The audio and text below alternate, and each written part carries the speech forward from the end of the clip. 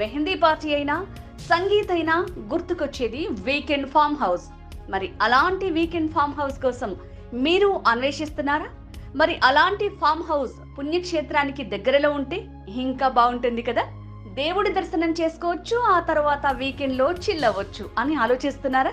అయితే సరిగ్గా మీలాంటి వారి కోసమే న్యూ విజన్ ఇన్ఫ్రా ప్రాజెక్ట్స్ వారు నూతనంగా చేపట్టిన అద్భుతమైన ప్రాజెక్ట్ ప్రకృతి నిలయం.